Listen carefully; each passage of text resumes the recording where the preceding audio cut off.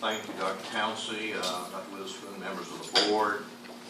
We're going to coordinate here with our slides. Good.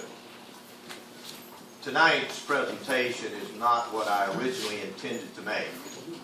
It was originally intended to address all of the concerns that Dr. Weiss raised in his April 12th letter, which you'll find attached to your packet.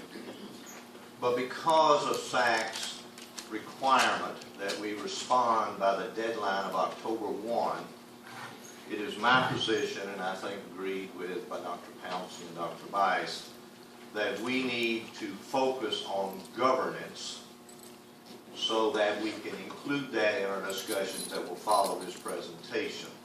Because governance is the singular issue identified by SACS, Dr. Elgard, that will need more attention. The other charges that were raised in the letter dealing with open meetings law and residency and all of that have been referred to the Jefferson County District Attorney's Office, and they are currently pursuing those investigations at this time. So that will not be included in my report tonight. This is also narrow in scope, and it's certainly not intended to be exhaustive in the sense of the examples, but I hope to present sufficient number of examples so it will illustrate the issue that pertains to governance. Now, his basic comment to you, Dr. Elgard's was, and that would be on the next one, which is up there now, and you can see that he's cautioning you. Now, this is not a charge. They have not conducted its investigation yet. What they're saying is we have reason to believe that the board has overstepped its roles and responsibility, and then he uses the word micromanaging. It jeopardizes both your current accreditation and future. So I think we have to keep in mind that he's saying we need to have a response to see if there is sufficient cause for us to come back and to conduct an investigation within the next month or so. I hope that will be necessary, and that's my intent. During Dr. Elgard's presentation to you, and that's very unusual for the president of Advanced Ed SACS, which is the president of 34 of the 50 states, to come and make a presentation to a board. In fact, I would consider it almost unprecedented. But it became apparent to me during his presentation that several of the board members here were either in denial or unaware of the significance of that visit. And so the end result of the questions asked Dr. Elgard actually confirmed his concerns. And that dealt with micromanagement. So in order, I think, for us to respond to SACS, we need to look at the definitions that pertain to the SACS standard, which is standard number 2, more specifically 2.3, and number 2 is on the chart, you can see. But the 2.3, which would be the next one, is really the key as it pertains to governance. And you can see that on the board. Basically what it's saying is that the leadership is given the freedom by this board to take care of all of the day-to-day operations of a school system, period. And so that's what 2.3 is, and that is the standard to which Dr. Elgard was referring, because it is his opinion at the time that there was some concern as to whether or not the leadership was being afforded that opportunity. Now, the leadership includes primarily the superintendent. It also includes central office staff, principals, and officials that would be under operations and so forth. So are they given they all report to Dr. Witherspoon, but are they being given the opportunity to take care of all the day-to-day operations? Now, the term micromanaging, which is up there, has been defined in many ways, but that's the most common term used when you talk about overstepping board. And as I mentioned, Dr. Belcher, last time we were here, that when I served at Auburn University, I spent the whole year dealing with it. So I feel very comfortable in what SACs will expect, what they can do, and what definitions they will follow. But micromanaging, as you can see in that definition, is that you direct or control, this is the governing body now, in a detailed, meddlesome manner. Meddlesome implying that the leadership does not have the authority to affect the day-to-day operations. The second definition that you can see, and I'll not read the whole thing to you, but it says that you act inefficiently and counterproductively when micromanaging occurs. And I think the bottom line is, which is the next one, is this: why is that important? And I can tell you from my 40+ years of experience in public education that when the superintendent is not fully authorized to take care of the day-to-day operations, or a president of a university, or a principal of a school, you can be assured that it undermines the effective operation of the school system. It only takes principals about 5 minutes to see if the superintendent is really going to drive the system in terms of decisions, or is it going to be the board. It takes teachers less than that. And so what I observed in Huntsville last year, when I spent some of the same issues there in Huntsville last year, what it leads to is a lack of confidence on the part of the educators in the field who are really doing the heavy work, the teachers and the principals, and the support people who support them. It not only breeds that lack of confidence, but it produces a gridlock where nobody wants to do anything because they're concerned as to who's really directing the system, and you end up with mediocre minus results, which is what we saw there and here. The next slide is what Dr. Elgart mentioned to you, and it's also in your policy manual. It is well to be reminded that board members only have authority when they're in official session. Nobody has authority, no board member has authority as an individual. And so it's good, I think, to remember that.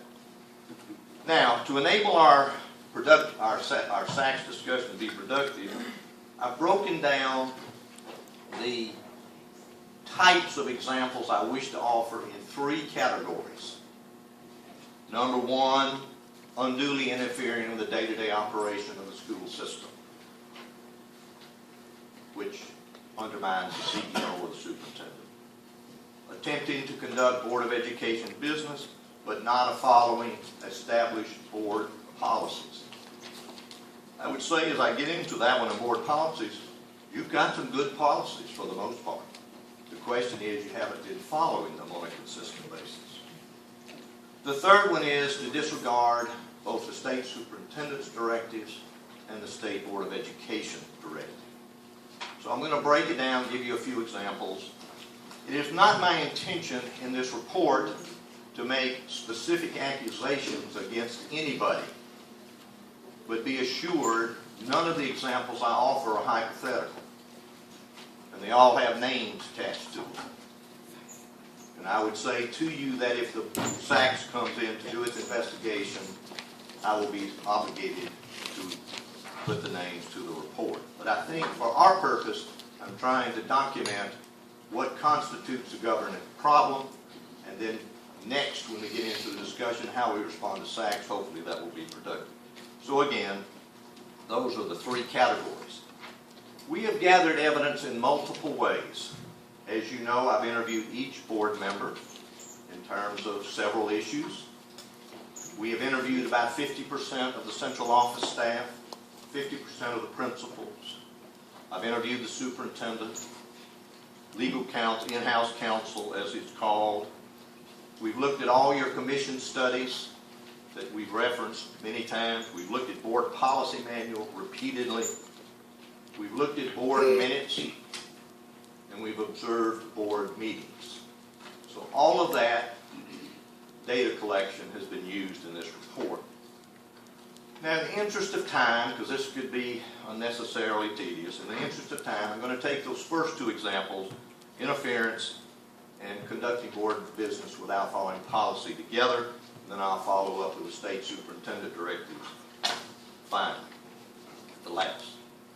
Number one, the first policy that I refer to is policy 1055. That's in your manual, dealing with board attorney. I don't need to read all of that. I'll just say there's some critical things there.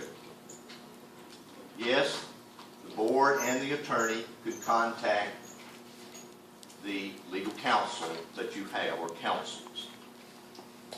And they should be of issues of general interest to the school system. But every time that a board counsel, your legal counsel, is contacted, your policy states, which is on the next one, that you are to contact the superintendent. That hasn't been done. Rarely.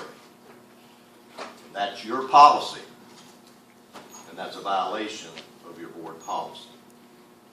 During the next, let me back up one.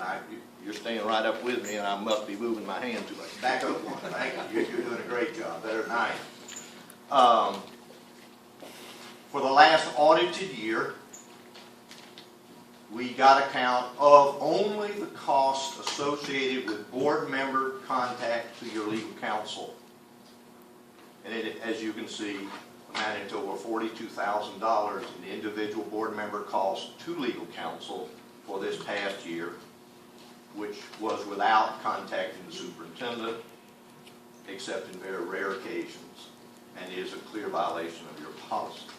Now, 2040 is evaluation of the superintendent. Your policy states that at least once per year, you'll evaluate the superintendent in writing. And the evaluation shall take into account the superintendent's written contract, his or her performance on priorities set by this board, and the performance of the Birmingham City Schools as compared to state reports. Twice during the past 12 months, the board has made a concerted effort to fire the superintendent without the aid of such an evaluation.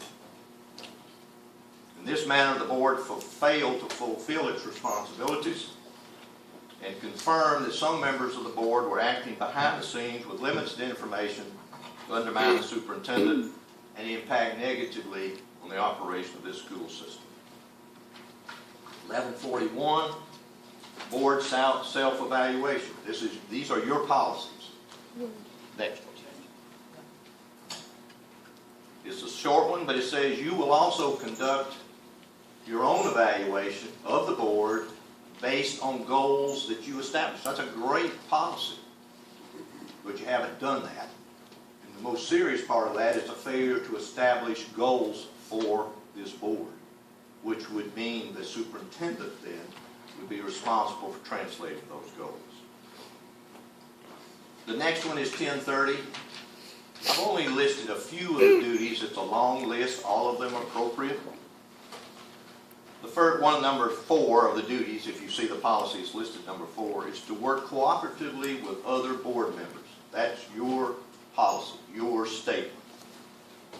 And as I observed here, there have been very caustic comments directed at fellow board members during the session. And there's a clear division among board members here. I mean, that's obvious to even the most casual observer. And as reported in Dr. Bice's original letter, it is confirmed that even altercations have occurred between board members. The other one is to represent the board and the superintendent and the Birmingham City Schools in a manner that promotes, a positive view of the school system. There's so many examples of those violations. They range from extended radio interviews with vitriolic racial comments and attacks on the superintendent, orchestrated meetings that promoted hypercritical and inappropriate remarks and were encouraged by failure to follow your own policies as to length of time and what is appropriate to be said in a meeting. I would acknowledge, Mr. Maddox, you've done a good job trying to hold that down, but it still was egregious in my view. And I really say the next, go one further, is this, that I consider the efforts by the board on July the 17th to be rude, inconsiderate, and a direct attempt to humiliate the I superintendent. can't take no much of this racist bull crap, man. Go your To butt deny back the home, state team entrance into the building man. Racist. and failure to acknowledge the authority of the state superintendent, and repeatedly fail to approve the required financial statement, has led to a less than satisfactory opening of school. It's been not as smooth as any of us would have hoped. And I would have to tell you, as I have observed this, the 17th meeting of July, as well as others, that frequently your meetings have been one step short of a circus. Not a sincere business meeting of a Board of Education primarily interested in the advancement of the education of your students. The last duty of board that I've just pulled out, which is number 9, is to refrain from individual efforts to influence school operations such as employment, promotion, and so forth. The examples are numerous, ranging from attempts to influence staff decisions relative to purchases, hiring of coaches and principals, overriding the superintendent during a school closure presentation, and attempting as an individual board member to influence construction projects. Another example of the board's micromanagement is as follows, and that came during Dr. Elgart's presentation. He came here to say, this is what that letter means. Ordinarily, you would expect the board to take that seriously and to then say, what is it we need to do? Because they're totally in charge of the accrediting process. But instead, we had examples of, are we on school-to-school or district accreditation? How much does it cost for each one? What about paraprofessionals? All of those are micromanaging type of comments. And this was all complemented, or compounded, I would say, by the board's failure to ask Dr. Elgart one single question as to what was required of this board to form a suitable response and to avoid the investigations that was coming. The very fact, this is another example of the state superintendent of education or his representative, for the first time in the history of this state, anywhere, to repeatedly conduct a meeting of a local board of education speaks for itself. The last category I had dealt with disregarding the state.